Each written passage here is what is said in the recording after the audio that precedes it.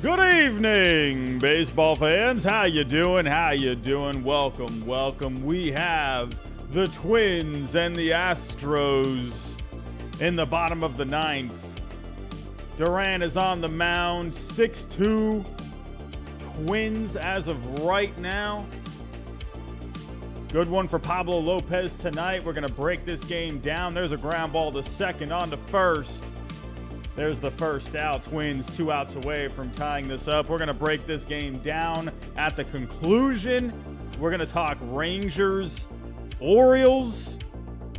We got some National League tomorrow night.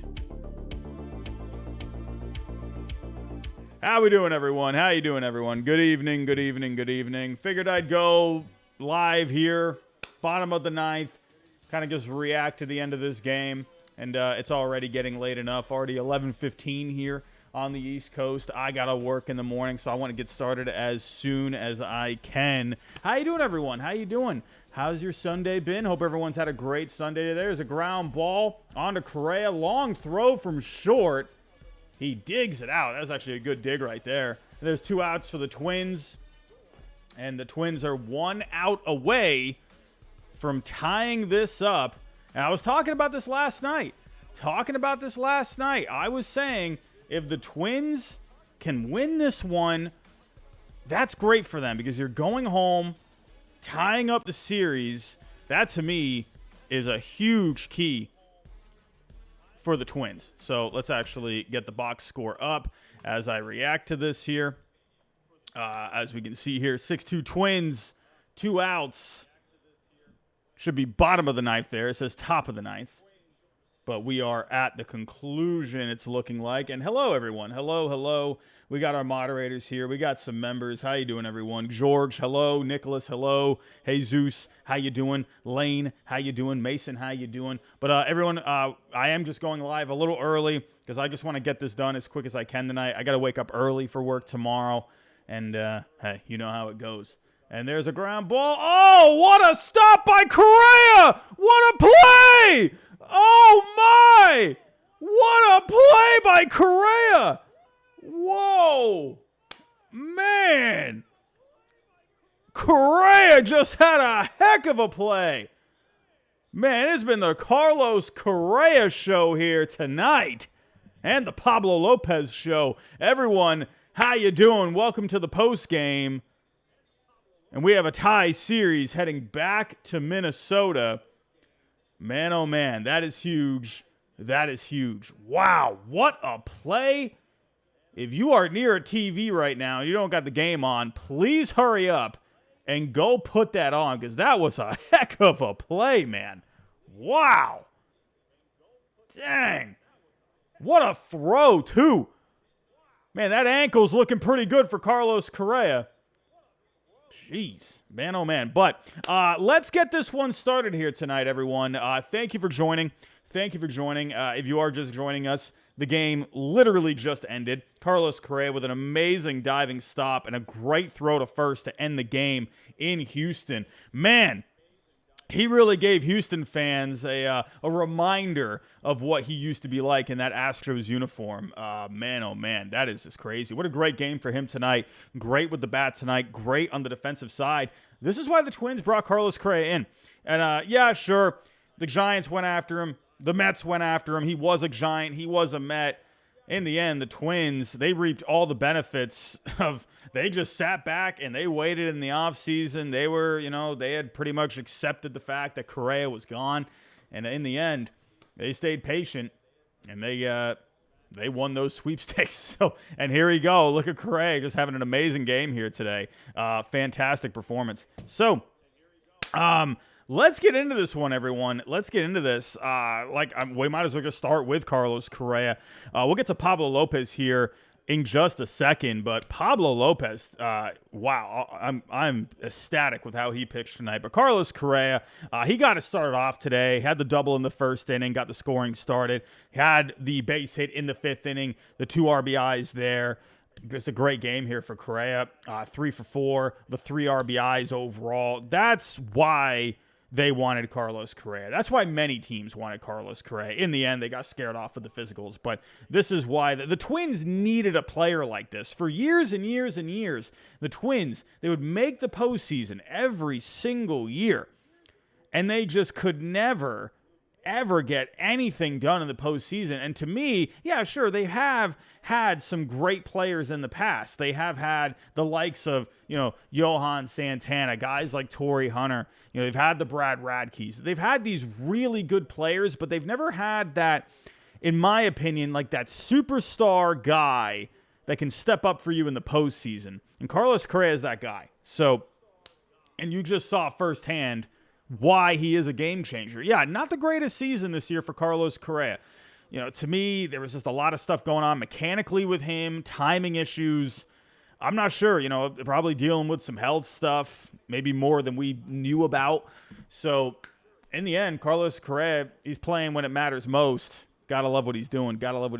Everyone, if you are just joining us, if you can, hit that subscribe button for me.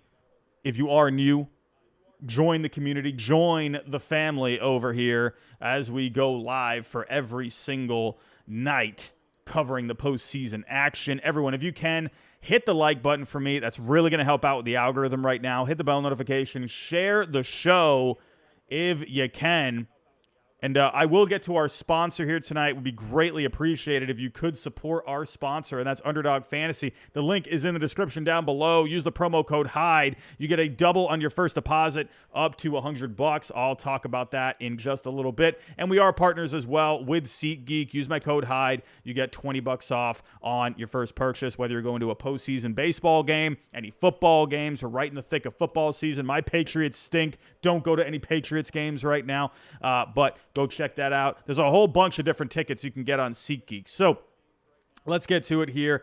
But sure, Correa, absolute star tonight. I mean, yeah, he's getting interviewed right now. But to me, the star of the show was Pablo Lopez. Pablo Lopez was absolutely fantastic tonight. This is another thing that, the Twins, at least lately, like I've said, they've had the likes of, Johan Santana in the past. They've had, really good pitchers and a great pitcher like Johan Santana. But, now that you have a superstar guy like a Carlos Correa that knows what that postseason feels like, and combine that with a guy like Pablo Lopez, that trade, I think, ended up being pretty even. I think it ended up being really good for both sides, ended up benefiting both sides in just a bunch of ways. But Pablo Lopez, to me, I always felt like when you're acquiring pitching, to me, when you're acquiring a top of the rotation kind of a guy like Pablo Lopez, that to me was such a win for the Twins, and it's showing right now. I don't know what happened to all the numbers. The numbers have completely disappeared off my screen. Let me go to the box score over here. But breaking down Pablo Lopez tonight, I mean, really everything was working for him tonight. If we take a look at the spin rates, everything was up. Everything was up. The spin on the fastball was up. The changeup was looking really good tonight. He threw a lot of changeups tonight, a lot of sinkers as well. All of the spin was up tonight. Everything just looked great. I mean, even just the eye test as well. All the pitches just looked really good tonight. So I'm not surprised at all to see Pablo Lopez perform the way he did. It felt like right out of the gate, there was something good going on with Pablo Lopez as the ball was coming out of his hand really well. He was locating well, just throwing good pitches overall. Sean McNally, how you doing, my friend? $1.99 on the Super Chat. It looks like you're just showing support for the channel. I always appreciate the support, Sean. Thank you so much. Greatly appreciate that. That is actually it says right there, let's celebrate their first Super Chat on a live stream. Sean, I appreciate that your first Super Chat is coming to me tonight. I greatly appreciate that. Thank you so much. Sean, hope you're doing well, my friend. Hope you're doing well. If you have any questions or comments, drop it in the chat. I'll try to catch that. But Pablo Lopez, he did amazing. In the end, the bullpen, Stewart came in, gave up the homer to Yordan Alvarez, but it was just a little too late. The Astros, they just had no momentum. It just feels like with the Astros, after winning game one, I kind of expected the Astros to win game one there against the Twins because you're at home. Sure, say what you will about the Astros' problems at home this year, but to me, you should be winning those game ones, especially being, the defending champs. You should be getting those W's without a doubt. But the Astros tonight, they ran into a really good pitching performance from Pablo Lopez. There's really not much else to say. The Astros, they tried to get some rallies going. Their best shot was probably in the 4th inning. They had runners on the corners, but in the end, they just couldn't really get anything going against Lopez here. Actually, a fun fact, only 3 players got past first base tonight against Lopez. You had Kyle Tucker on the Jose Abreu ground out in the 4th inning. Pena had a double in the 5th inning, and McCormick on a Pena ground out got past first base. So the Astros really had nothing substantial going against Pablo Lopez tonight. Gotta love it. But as for the Twins, let's talk about the offense. Besides Carlos Correa, he did a lot of damage here. Had the double in the 1st, the 2 RBI base hit in the 5th, but then Kyle Farmer, it felt like when Farmer hit that bomb, hit the 2-run bomb in the 5th inning, or sorry, not the 5th inning, the 2nd inning, it just felt like the Twins had something going tonight. It felt like they had the magic tonight, and that proved to be right. Julian added an RBI there later on. That made it 6-0. And it is what it is. It's pretty simple game to cover tonight. Great pitching from Lopez. Good offense from the Twins with Correa, with Farmer. Not really much else to say. The Twins bullpen, besides the Alvarez home run there, they got it done right there. If they can just get the ball to Duran in the 9th inning, that guy's lights out, man. And that, they just got to find that way. They got to find the path to him. Get some innings out of Lopez and Gray. We'll talk about Gray here in just a second. But get that middle relief, those setup guys to Duran and the Twins. They're in business, man. They're in business. So, Sean McNally, I see you in the chat. Love the videos, man. Keep it up. Sean, thank you so much for that. I appreciate you, my friend. I appreciate you. But let's talk about tomorrow's matchup. And we have a good one here with Sonny Gray and Christian Javier. Let's see if Fangraphs have updated.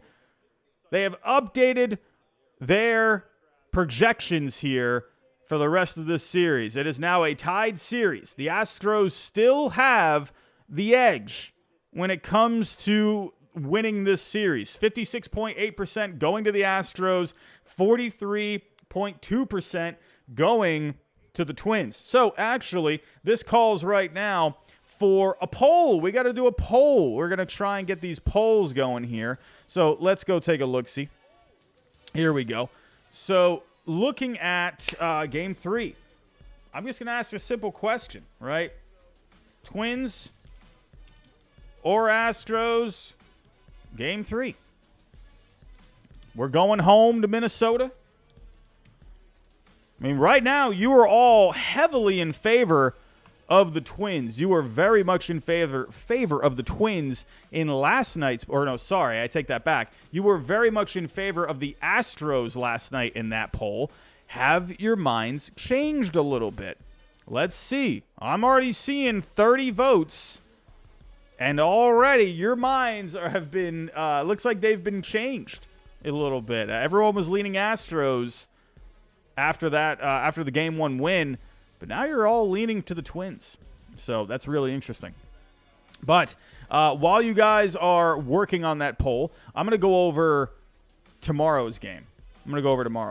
So we got Sonny Gray and we got Christian Javier. I've already said this. I love me some Sonny Gray, and I think this is a great situation for him. Sonny Gray, I just always remember him going to the Yankees, and everyone was really excited about that.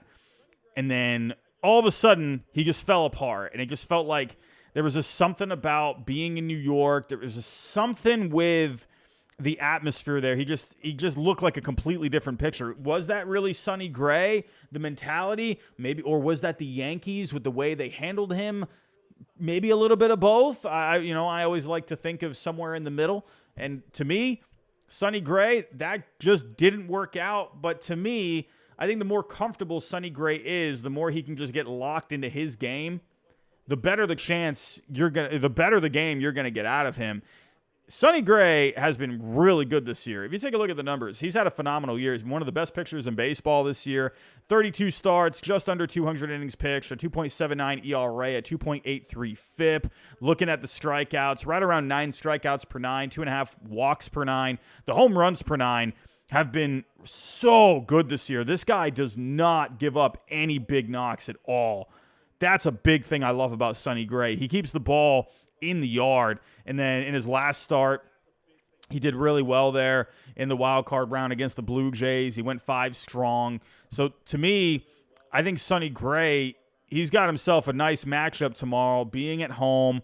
The Astros offense looked really weak tonight against a good pitcher in Pablo Lopez, and it feels like the Twins have some momentum right now. Now, for the Astros, you got Christian Javier on the bump, and Javier has not had a great year. I mean, a lot of people had high expectations for Christian Javier coming in. A 4.56 ERA, a 4.58 FIP, though. He did look good at times this season, but if you go to the pitching log, I mean, there were a lot of clunkers there, only going like 4 innings at times, 5 innings, not even getting out of the 5th inning at times. It's I don't know what to expect out of Javier tomorrow. He did look good against the Diamondbacks. That is one thing to think about here with Christian Javier. 6 innings in his last start against the Diamondbacks on the road just about a week ago. 3 hits, 4 Ks. And, we see the way the Diamondbacks are swinging those bats here. So there's some good bats that he shut down. So what are we going to get out of Christian Javier? Are we going to get, a 6 shutout inning performance? Or are we going to get one of these, 4 inning, 5 inning performances where he gives up 4 runs? If we look at, let's see, has he pitched against Minnesota this year? He has not pitched against Minnesota this year. Whereas Sonny Gray has pitched against Houston. So I think I actually just looked at this last night, but let me actually just look at it one more time. I think it was early on in the year. Yeah, it was in that first couple of months. He was at home against Houston in his second start. That was the start where he struck out 13 guys, 7 innings, 13 Ks, and then he was against Houston on the road, and he still did pretty well there. 6 innings, 3 runs on 5 hits. So if I'm leaning one way here, I mean, right now, Fangraphs, they have them pretty neck and neck when it comes to the win probability. 50.7% for Sonny Gray, 49.3% for Christian Javier. I'd actually go a little stronger for Sonny Gray. I think at home, I think this is a really good shot for Sonny Gray here. I'm excited for it. I honestly think the Twins, hey, I've definitely been wrong about a lot since the start of this channel. I am not good at predictions, but I just have, I feel like when my gut is telling me something, I feel good about it. I feel like Sonny Gray and the Twins right now, they're feeling good, right? Especially how Pablo Lopez looked here tonight. Sonny Gray, I'm feeling really good about him for Game 3. Really good about him for Game 3. That'll be on Tuesday. We got the National League on tomorrow. So, hey, not much else to say with this one. I just think with the Twins right now, they have the bats going. Even despite the loss in Game 1, they were still swinging the bats really well. The bats are looking good for the Twins right now. Remember, these bats look good down the stretch. They were getting a lot of good offensive production in that final month. So I'm not surprised that the Twins, they just keep swinging these bats, and they're getting the timely hits. They're doing really well with runners in scoring position. These are just good at-bats that they're having. I'm really enjoying what the Twins are doing. So let's go back to this poll here. Let's see what you all are saying. So as of right now, we have 78 votes. The Twins at 82% you all have for Game 3. 18% for the Astros. Man, oh man, I got to agree with you. I'm liking Sonny Gray for the Twins. Listen, everyone, maybe I'm saying a bit of a hot take here. Am I saying a bit of a hot take here? Can I just say something here? Why couldn't the Twins make it to the World Series? Why? Why couldn't they? If Sonny, let's not have an overreaction here. Maybe I'm overreacting a little bit. I love a good pitching performance. It really gets the loins going. But Pablo Lopez, to me, just seeing how he's been in this postseason so far, and if you can get a good start from Sonny Gray tomorrow, why couldn't the Twins make it to the World Series? Why not? We just saw it with the Phillies last year. If you just get enough offense and you get your 1-2 pitching like the way that, the way they've been pitching here, like last year with the Phillies with Wheeler and Nola, why couldn't the Twins make it to the World Series? I know that sounds crazy. Because this is the Twins we're talking about. This is a Twins team that just has had so much trouble winning in the postseason going back, how long now? When was the last time they made it past the divisional round? What was it, 1991, I believe, was when they had, like, Jack Morris on the mound? This has been a really weird year. Let's all agree here. I think we can all find some common ground. I know a lot of people thinking, like, oh, no, the Rangers, they got this in the bag. We'll get to them in just a second. This has been a really weird season. So doesn't it just make sense that the Twins could actually have a good shot at the World Series, considering that the history that they've had over the last 20 years? I'm not going to count them out. When I'm seeing the way they're hitting, when I'm seeing what Correa is doing in the postseason, when I'm looking at the Twins and how they're built, it doesn't matter if you win 87 games. The Phillies, what was the Phillies record last year? Wasn't it 87 wins for the Phillies last year? I'm going to double check this. I think it was 87 wins for the Phillies last year. And no one was picking the Phillies. No one. Everyone was picking the Cardinals in that first round. No one picked them against the Braves. What was the Phillies' record last year? Phillies' record last year, 87-75. What was the Twins' record this year? 87-75. I'm just saying, it doesn't matter if you're an 80-win team. It doesn't matter at all. What matters is if you're built for the postseason, what you need for the postseason. There's like a blueprint here, right?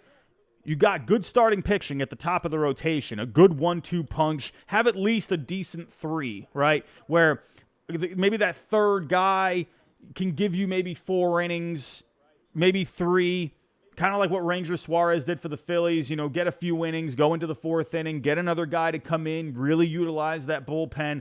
If you got a good 1-2 punch and you can get at least a few innings out of your third guy, it'd be great if you had a third guy that can also go deep into a game. But as long as you have that 1-2, you got that third guy that can give you a good bullpen. The Twins bullpen, in my opinion, they got some arms in that bullpen, some lights-out arms that can really shut it down, high-velocity guys. They got this offense that they are coming through with runners in scoring position. They're not phased at all. And I think the big difference with the Twins, to me, is that they have these guys like Carlos Correa, like Christian Vasquez, the guys that know how to win. And I think that's something the Twins have always been missing. Guys that know how to win. Guys that know how to be calm and collected in the postseason. They've been there and done it. They've won World Series championships. That to me is huge. I'm just saying, I think the Twins might have something here. I might be getting ahead of myself. I'm not trying to get ahead of myself here. But I'm just saying, DEFCON 2, Christian Vasquez is on the bench. That does not matter. You're on the team. Christian Vasquez on the bench is also still extremely valuable to me because Christian Vasquez working with the pitching staff, just because he's not in the game doesn't mean he can't help out in any way. Working with the pitching staff, working with the scouting reports. Christian Vasquez is one of the best guys in the major leagues that you can have when it comes to getting pitchers ready, getting game plans ready, right? He might not be the starter, but to me, Christian Vasquez is very valuable to have. And that's not Red Sox bias. Sorry, but Christian Vasquez, what I've seen from him over the years, he got so much out of pitchers with the Red Sox. Just because he's not playing doesn't mean he's not, given an impact for the team. So overall, I think the Twins have a great shot. I really do. They have to get by this Astros team, though. That's the key. If they get by the Astros, I really think they have a shot to get to the World Series. Listen, if you see the Twins and the Phillies in the World Series, don't be surprised. I might be the first one to say that. Twins, Phillies in this World Series, don't be shocked if you see it. Because they got starting pitching. They got guys with postseason experience. I'm just saying. So, let's move on here. Let's get to the Rangers and the Orioles from today. And Man, my World Series pick is looking pretty bad. Looking pretty bad right now. I like the Orioles for the future. Maybe I got ahead of myself with the Orioles. Maybe I didn't put enough faith into this Rangers team, into the Twins, into these other teams in the American League. Maybe I jumped the gun a little bit on the Orioles. It's not over till it's over. It's not over till the fat lady sings. But the Orioles are not looking great right now. They're in rough shape. I don't know what to think about this Orioles team right now. I'm really lacking hope for this Orioles team. I will say this. When I did make my pick for the World Series, I had the Rays beating the Rangers. And everyone, I've had a couple of people say, why would you pick the Rays? This was not the same team from the beginning of the year. The Rays played great baseball in the month of September. I don't know if many people realize that. They were a very good team down the stretch. And I liked Glasnow. I liked Eflin. I don't know. I just liked the Rays. I just figured, but at the end of the day, I've learned my lesson. I am probably no longer picking the Rays in the playoffs. I just don't think that's going to happen anymore. But when it came to the Rangers and the Orioles, I was worried. I was very worried about this because the Orioles, I had more faith if they went up against the Rays because they knew each other so well, right? The Orioles, they know how to work with this Rays team, and I had the Orioles advancing past the Rays. Past the Rangers, though, and the fact that these bats have now gotten themselves together, and they've been the pitching didn't look amazing today for the Rangers, but this is where the bats come in, right? And we've talked about pitching carries you to the World Series. Pitching wins you a World Series. If you can just get enough offense, that's all you need. But the Rangers, they might be one of these teams where they can literally bash their way to a World Series, even if they get bad pitching. They're just one of these teams. And the offense today, absolutely incredible. I'll just kind of break this down. I'll go through it. Aaron Hicks, Aaron Hicks, man. Aaron Hicks. I don't know what else to say. To me, I really do think, now that you're seeing these guys when they leave the Yankees and they do better elsewhere, I really just think that is an organizational thing with the Yankees at the end of the day. I just think it says a lot about the organization and how they help these players and how they develop these players.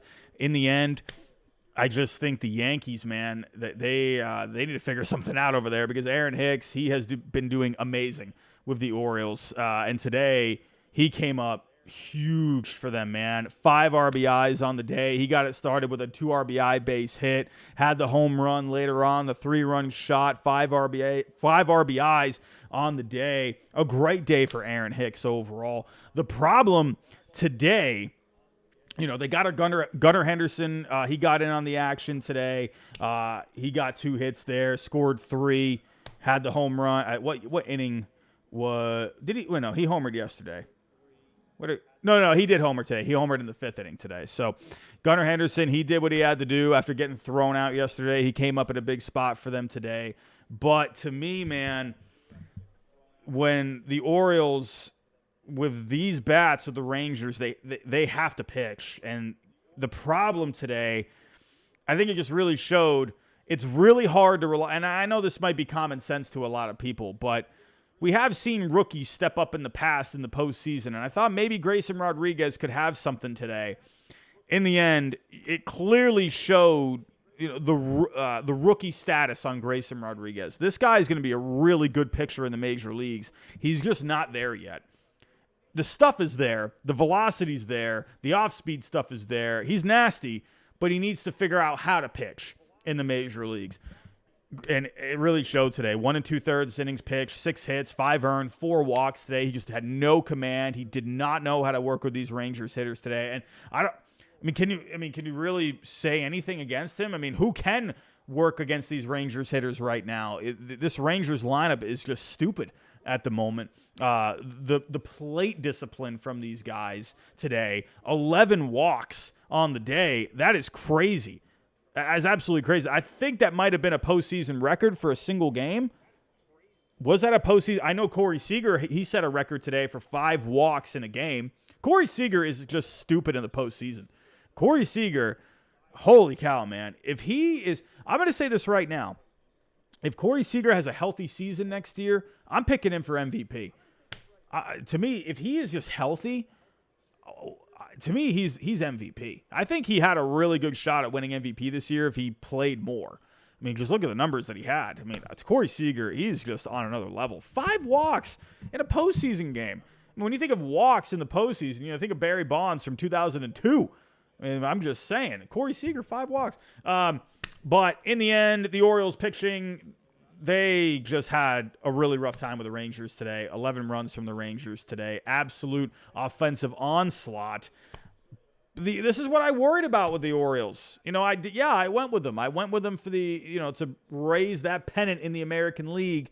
But the one thing I worried about with the Orioles was the starting pitching. I liked Bradish coming in after a turn through the lineup.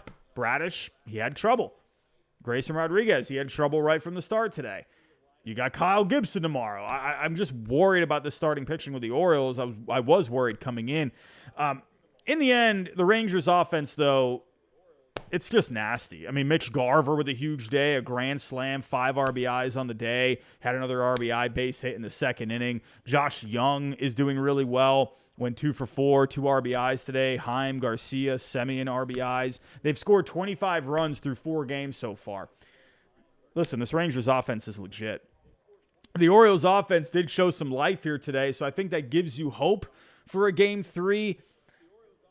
But right now, it's looking bad. It's looking really bad for the Orioles. I just don't know if they're going to be able to get by this Rangers team. I don't know. I like them against the Rays. I don't know if I like them against the Rangers. It's tough. So let's actually put up a new poll. The poll from the Twins and the Astros is in. 81% towards the Twins for Game 3. I love it. So let's do a new poll here, if my computer would like to load. Everyone, if you can, while I'm getting this poll ready, we got 200 people in the chat. If you can, hit the like button for me. That'd be greatly appreciated. But let's take a look here. What can I ask here? Will the Rangers sweep the Orioles? All right, poll is in. The poll is in. So while you guys are going to that poll, I'm going to go to tomorrow's pitching matchup. Well, let's actually go to the Fangraphs odds right now. And it's looking pretty in favor of the Rangers right now. 86.4% for the Rangers, 13.6% for the Orioles. Tomorrow's matchup, Nathan Eovaldi and Kyle Gibson. Right off the bat, when you first look at it, automatically you're picking Nathan Eovaldi. Sorry, no disrespect to Kyle Gibson, no disrespect to the Orioles. But Nathan Eovaldi in the postseason, it's hard to pick against him. With what he's done in the postseason in the past for my Red Sox and the way he looked in his last start against the Rays, it's really hard to pick against the Rangers in Game 3. I don't really know what else to say there. Let's go to the numbers on the year. Overall, he had a solid year. He did miss some time, but he had 25 starts, a 3.63 ERA, 3.88 on the FIP, 8 strikeouts per 9, 3 walks per 9, under a home run per 9. So far in the postseason, he's looked really good. He went 6 2/3 against the Rays. To me, I think you just have to go Nathan Eovaldi here, especially going back to Texas. I mean, what another huge key there for the Rangers. You won the first 2 in Baltimore with that crowd. I mean, come on. Listen, I'm going to say this about Baltimore fans here. Listen, I don't know. I don't want to sound too critical here. You got loud when the offense was going. To me, you got to get loud, man, for the whole thing. All right, you got to be on your feet, right? That beginning of the inning, you're down by 4, down by 5. I know that might seem a little out of reach at that point. You're not feeling very good, but you got to get the energy going there, man. You have to get the energy going, right? The energy was turning on when the Orioles were getting things going. I guess Orioles fans woke up and they were spinning the towels and they were getting loud. But man, you got to do these Philly fans. They're crazy. Those Phillies fans, they're on their feet. It's just loud the whole time the Phillies are doing, anything. I'm just saying, Orioles fans, you got to get, to me, you got to keep it a bit more consistent when it comes to trying to put some energy into this lineup. I know it seemed a little out of reach today. It did. I understand that. Man, I was just kind of hoping for the Orioles to make they just a little too late in the end. You know, they had that rally there. They had the big homer from Hicks to pull within 3. Man, it was just it was tough. I just wanted to see a little bit more out of the Orioles fans. I don't know. Maybe I'm being a little critical there. I'm not getting on to you know, completely. Orioles fans were looking great. I just wanted to see a little bit more energy overall. But what do I know? My Red Sox are sitting at home. We got no fans watching the game right now. But tomorrow, Orioles fans, if you are going to Texas, if you are going to this game, you got to get as loud as you can for Kyle Gibson tomorrow because you're going to need it. Not an amazing year from Kyle Gibson, 33 starts. But what I like about Gibson, I actually think this might be the best guy you can go to right now. To me, I think the Orioles, they need a guy that's going to bring a calming presence. And I think they need a guy that's going to be able to kind of shake off the noise. And Kyle Gibson is that guy, right? He's this veteran guy that they brought in, you know, to give some innings and some stability to the rotation.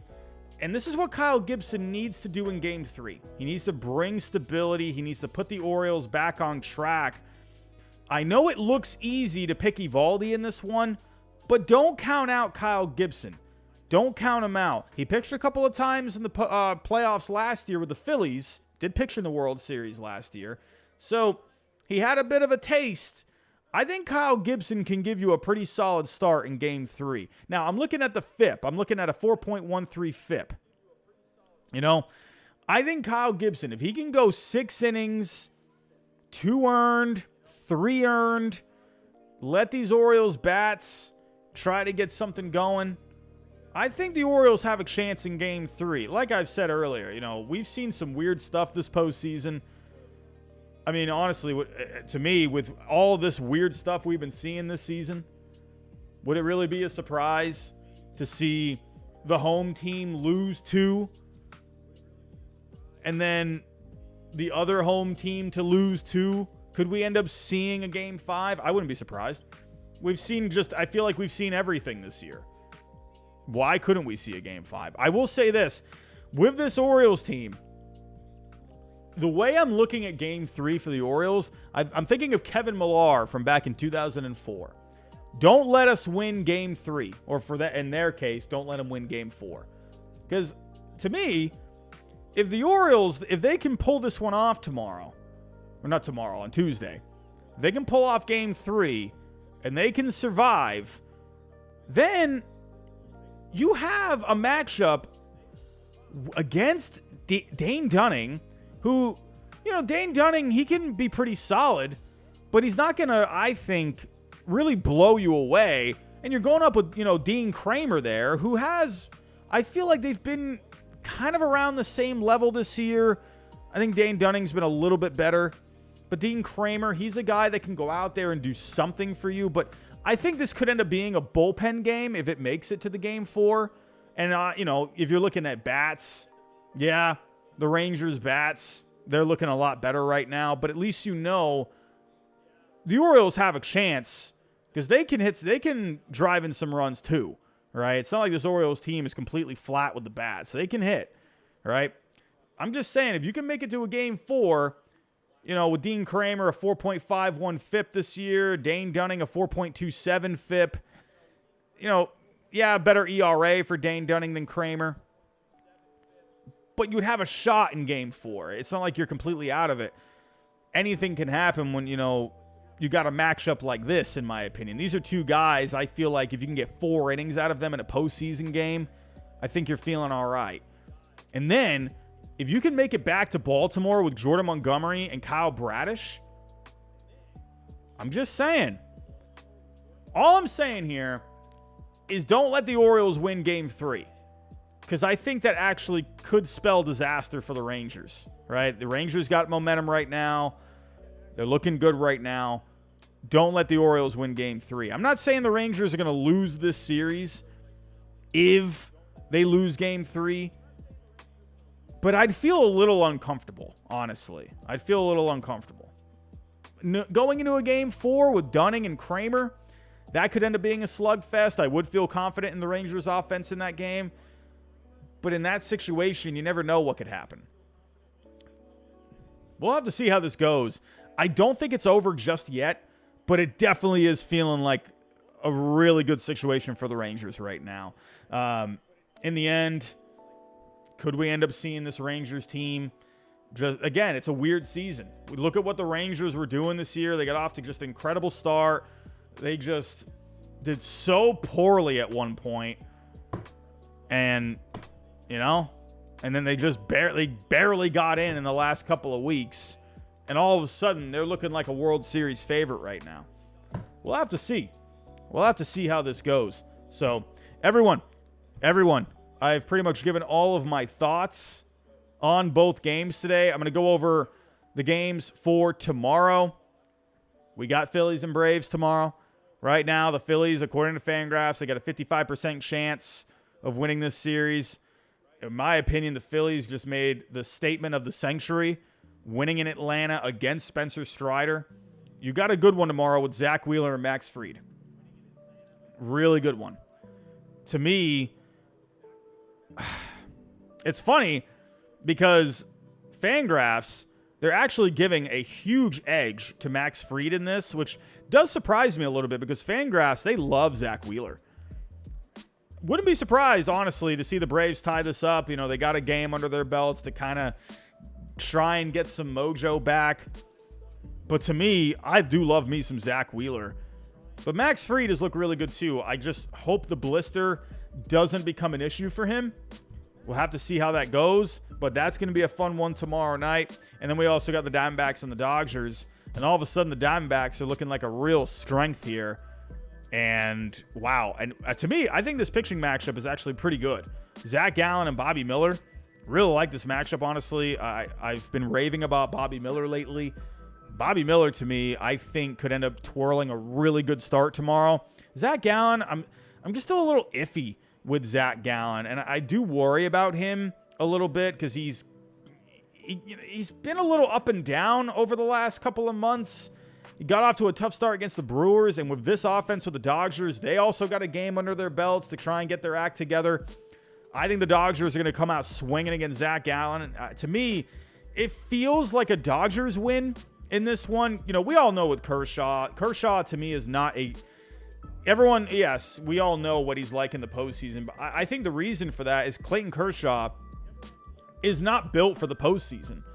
I just honestly think that. I think with Clayton Kershaw, the way he pitches, you know, with the velocity that he has, you know, the stuff that has been diminishing over the years. You know, he's a Hall of Famer, first ballot Hall of Famer. But Clayton Kershaw, to me, the reason he's not a good postseason pitcher, or he's not had success in the postseason, is because I don't think he's a pitcher that's very well built for the postseason. To me, I think you need these guys that are just going to give you some great stuff, some good velocity. You know, and Clayton Kershaw, to me, I'm not surprised that he just got shelled the way he did. To me, when these hitters are in October, you have to be not perfect, but you have to be pretty close to it. And Kershaw, the stuff was down for him in that start. I did not feel good about that for him. But I thought it was going to be a slugfest between both teams. But clearly, the Diamondbacks with the wild card game, that clearly gave them a bit of a warm-up for this one. So when in hindsight, were we really surprised to see that happen, where the Dodgers having a bit of a layoff there? But now they're going to come out swinging against Gallen, I think, in this one. I do expect the Dodgers to tie this one up.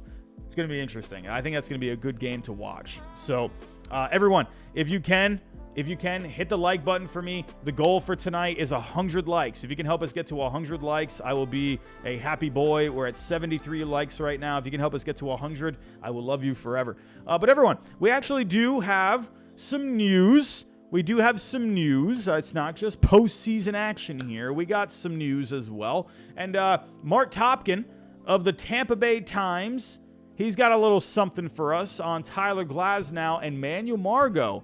They seem likely to be in trade discussions. We all know how the Rays operate, right? We all know what they do. When guys are getting closer to arbitration, They have traded guys in the past that are getting closer to the end of their arbitration years. Manuel Margot as well. This is a decent guy that a lot of teams can add. So that's a guy to pay attention to this offseason. I think Tyler Glasnow, that might be surprising for some people, but Tyler Glasnow, he could end up being a hot commodity this postseason. Or sorry, this offseason. I'm in postseason mode right now. The Cardinals are in the news. Derek Gould of the St. Louis Post-Dispatch reports that Aaron Nola and Sonny Gray are two pitchers in particular the Cardinals have identified as good fits and plan to approach to see if the feeling is mutual. I'm going to be honest with you. You know what I'm thinking here, everyone?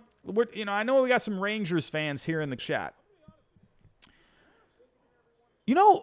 Sure, the Rangers, they're having their success right now. They're having their success. But can we just look at the Rangers for next year? Let's look at the Rangers for next year. Listen, you're going to have Max Scherzer. You're going to have Nathan Eovaldi. But from a health standpoint, you're not going to have Jacob deGrom. You're not going to have him. What's going to happen with Jordan Montgomery? I don't know. Right now, Jordan Montgomery is going to be a free agent. So as of right now, the guys that you have, actually, when is Andrew Heaney? Was he on a 1-year deal, Andrew Heaney? No, he's on a 2-year deal. So right now, penciled in for the rotation, you have Max Scherzer, Nathan Eovaldi, and Andrew Heaney, right? And John Gray as well. You got John Gray. He's on the IL with a strained forearm. But to me, let's face it here. Without Jordan Montgomery down the stretch, the Rangers weren't making the postseason. I think, honestly, for the Rangers to have success again next year, I honestly think they should go after a guy that is going to give you some innings. I wonder, I'm speculating here. I wonder if they actually go after Aaron Nola pretty hard, because that's a guy that can give you some innings, and he's gonna make his starts. And I wonder there, with the pitching coach they got there and Maddox, Nola didn't look great this year. I wonder if Nola could end up being a guy for them, because that he's gonna eat up a lot of innings for you. And I think the Rangers need that for next year, because you don't know what's going to happen with Nathan Eovaldi and Max Scherzer from a health point of view. You don't got DeGrom.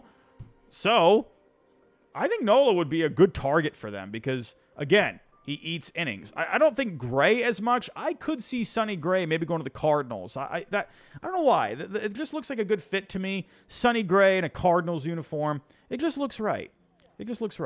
Mike G with a $5 super chat. Can the Rangers win the whole thing with the pitching staff held together with spit and duct tape? They absolutely can. As long as you have two guys that can at least give you decent starts, Montgomery and Eovaldi, you got those guys.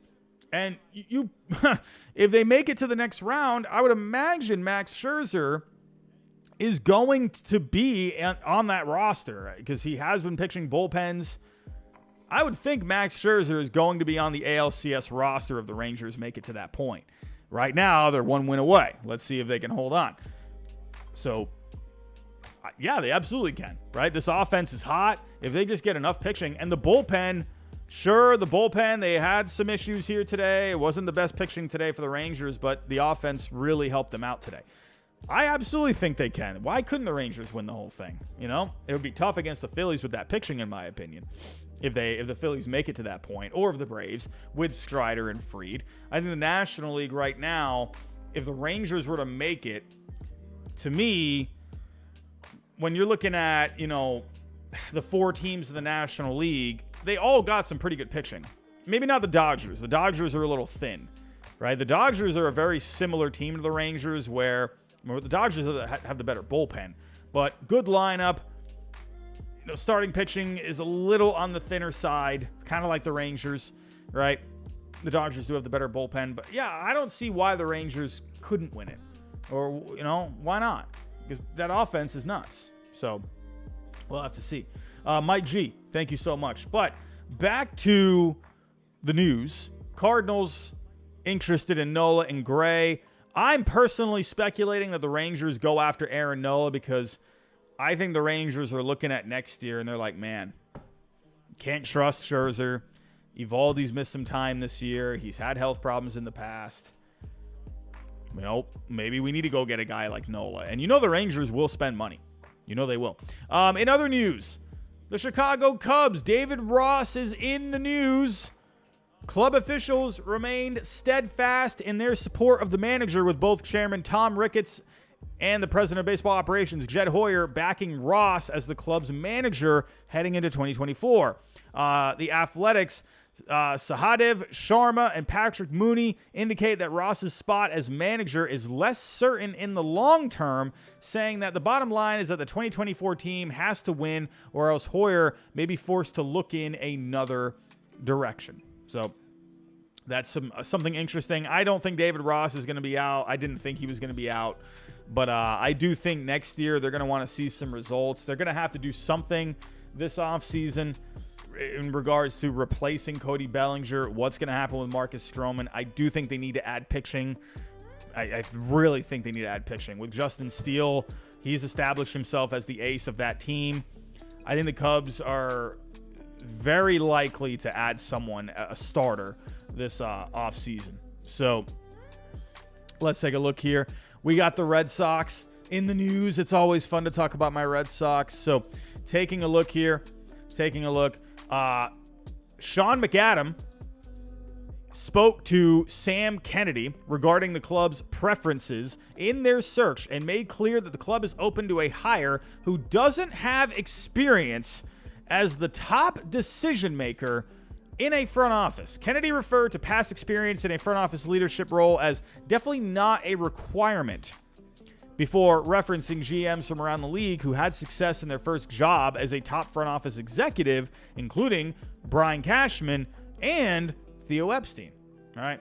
So I'm starting to wonder, I'm telling you, the more I think about it, the more I think Sam Fold, we're talking Phillies this postseason, the more I'm starting to wonder if Sam Fold ends up being a guy. He's been under Dave Dombrowski. I think the Red Sox, they really want someone that's going to be like Dombrowski.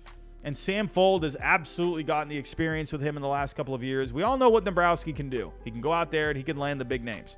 So Sam Fold, I think, kind of fits that mold of what the Red Sox need. I still think whoever the Red Sox go with, they want to keep an emphasis on player development, where with Dombrowski, they just said, all right, go make the moves, go spend the money, go win us a championship.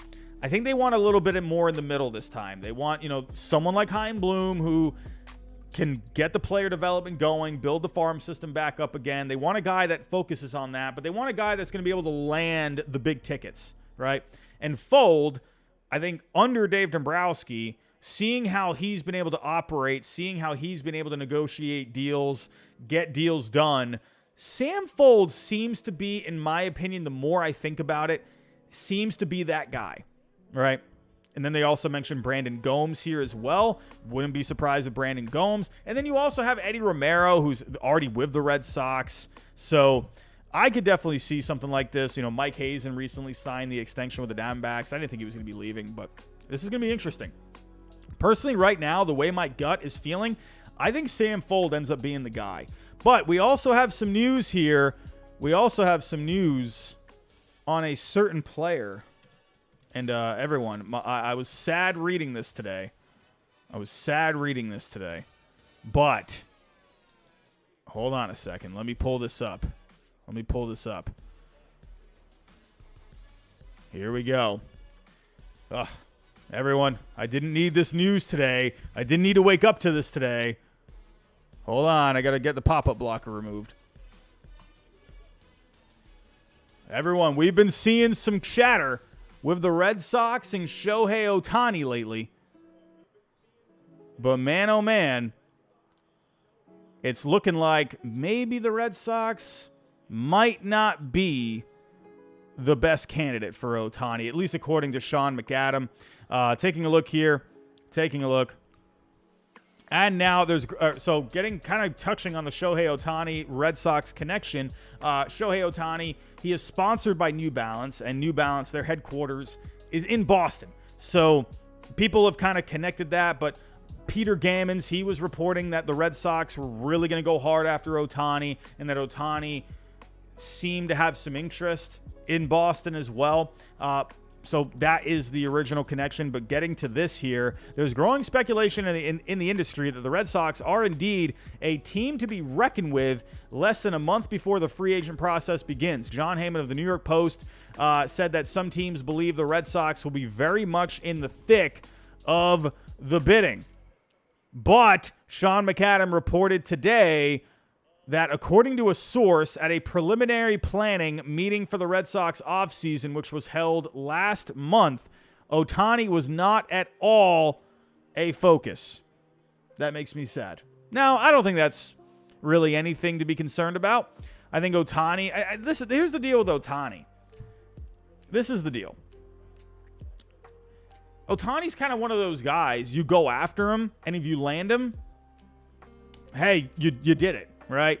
To me, you can't put all your eggs in a basket for Ohtani. And the Red Sox know this, right? They need to go after pitching first and foremost. Ohtani is one of those, for the Red Sox at least, he's one of those guys, if you're able to get him, that's great, right? But to me, he's going to be he's not going to be their main focus. He will be a huge focus. But I do think the Red Sox are also going to be making sure that they have all their bases covered, no pun intended. And, kind of one other thing I've thought about with John Henry in the past, he doesn't like giving out the long deals. If you look at the Red Sox, the long deals tend to not really work out with the Red Sox in the end. Now, I'm not saying they don't produce results, right? Manny Ramirez obviously was amazing with the Red Sox. David Price helped the Red Sox win a World Series in 2018. But if you look at the end of those tenures for both of those players, Manny Ramirez ended up getting traded to the Dodgers, had a lot of issues with the Red Sox, with the front office. And then David Price, he was, off the field, not the most likable guy in Boston. He went after Dennis Eckersley on a plane. So John Henry, and then there's injuries and stuff like that. Take a look at the, Pablo Sandoval deal that ended up being a complete bust for the Red Sox. Carl Crawford, Adrian Gonzalez, Hanley Ramirez to an extent. Hanley was okay at times, but ended up not being a great contract. That wasn't really a long-term deal. It was like a 4-year deal. But I understand where maybe Henry is kind of not too big on the idea of it. Ohtani's bat would be amazing. But we've seen a lot of durability issues with Ohtani. And when it comes to Henry, I feel like Ohtani's not going to be his cup of tea. But from a business point of view, I think he would be completely open to it. Again, kind of just wrapping up what I think about this, I'm not surprised to see this, that he's not, being talked about lately. But I do think they make a move for him. I think they try to make something happen. In the end, I don't think they will, but I think they'll definitely be in the ballpark. Conman752, how you doing, my friend? How you doing? Sorry I'm late with this, but however this series goes, I'm happy and excited for the future. Arguably, this season is the final step before truly contending, address pitching, get outfield power bat, I hope. Conman, I'm sort of there with you, and it's funny. Conman, I want to thank you again for pointing out that the Orioles used a clip of mine in their playoff hype video. That's crazy. To me, that was so cool. I thought about that today. I really reflected on that today. And that was really yeah, sure, they used a clip of me saying that the Orioles were going to finish in 5th place, yada, yada, yada. I have no problem being wrong. I mean, to me, playoff baseball is so unpredictable. Predictions in general are just kind of silly in a way, but they're fun to do, and that's why I do them. But it was really cool that they used me, because there are a lot of other YouTube baseball content creators, many people that made predictions this year, and they used mine. And I thought that was really cool, man. I was really honored by that. I was really humbled by that. I thought that was really cool. Sure, I'd like it to be a more of a positive clip. I would like it to be something a little more where it makes me look better. But hey, in the end, I made it. I made it. So that was really cool. And it wasn't even like I was in the middle of the video. It was the opening monologue for that Orioles playoff hype video. It's got like over almost like 2 million views on Twitter. And I thought that was really cool, man, that they used me for the opening line in the video. That was so cool. That was so cool. But Con Man, I'm kind of agreeing with you here. I do think the Orioles, maybe I jumped the gun a little bit on the Orioles. I do think next year they're going to be very good. But they need to have an offseason where they land. They have the core now, right? I think the Orioles, if they can get some pitching, some guys like studs for the postseason, pair them with Bradish and Rodriguez in that rotation, go land a guy, right? Maybe they could land one of these guys in free agency. I think now is the time for the Orioles to spend some money. Personally, I really do. I think they need to go out there and they need to spend some money. Don't be so conservative, right? Go out there and go land a guy. Go land a pitcher for that rotation. You know, maybe go make a trade for Corbin Burns. You know, maybe you could get him and maybe another guy. If they can get at least one guy, I think that would be great for them, man. Because the Orioles, I think they're in really good shape for the future. But it does seem like maybe it's funny because the Orioles in that video, I said, I don't remember the phrasing exactly, but I said, I feel like the Orioles are a year or two away. In the way I said it was I didn't think they were going to make the playoffs. But when you think about what I said, it's kind of what I was thinking, because I didn't think the Orioles were going to be a bad team this year. I think I had them winning like 85 games or 84 games. I can't remember. I didn't think they were going to be bad this year. I didn't think they were going to be like a bottom of the barrel team. It sounds bad saying that they were going to be in 5th place, but I didn't think they were going to be a bad 5th place team, because you look at the AL East and how good those teams are. You know, I didn't think it was going to be a bad AL East. But kind of what I said, you know, sort of maybe rings true a little bit. If they do end up getting swept or losing this series in however many games, it does kind of feel like they are a year or two away, right? It feels, but they're close, right? In the end, you know, I like this Orioles team for the next few years. I think they're going to do some damage. Can they make this comeback? Sure, you can. You can always, you know, make a comeback. They have to win Game 3. Don't let the Orioles win Game 3. Anyway, I'm out of here, everyone. I'm out of here. I just want to say thank you for stopping by. I will be live again tomorrow night, so make sure you got the notifications set. Get that bell notification turned on if you can on the way out. Hit the like button for me. We ended up getting to 87 likes. If you can help us get to that 100 mark, I will be greatly appreciative. That would make me a happy boy. Help us get to 100 likes. Also, everyone, if you are new, subscribe. Join the family, join the community over here, and hey, share the show if you can. Share it for the people that weren't able to make it. That way they can listen to whatever thoughts that I had tonight. So also, everyone, real quick, before I do get out of here, I do got to go over tonight's sponsor, and that is Underdog Fantasy. Everyone, you got Monday Night Football tomorrow night. You got the Packers. You got the Raiders on tomorrow night. Go play some pick'ems. Hey, Jordan Love, do you think Jordan Love can have a good game against the Raiders tomorrow? Maybe Aaron Jones, maybe Christian Watson. I know this is a baseball channel, but hey, at the end of the day, hey, we got other sports as well. Maybe you think Jimmy Garoppolo could end up having a good game tomorrow, or maybe you think he ends up having a bad game. You can pick lowers as well on the pick'ems, but definitely go check out Underdog Fantasy. You got drafts as well. You can do drafts for Monday Night Football tomorrow, so go check that out. And as always, we got postseason baseball, of course, and taking a look at tomorrow's matchup with the Phillies and the Braves, and you can pick really from a whole bunch of guys: Bryce Harper, Trey Turner, Kyle Schwarber, Nick Castellanos. Then you got some Braves guys. Do you think maybe Ronald Acuna wakes up tomorrow? Matt Olson, Austin Riley. You got a lot of bats, right? Or you can look at the pitching side of things: Zach Wheeler, Max Fried. And then you got the Diamondbacks and the Dodgers tomorrow. So go check out Underdog Fantasy. The link is in the description down below. I would greatly appreciate it if you could at least just go sign up, you know, go try it out, see how that goes.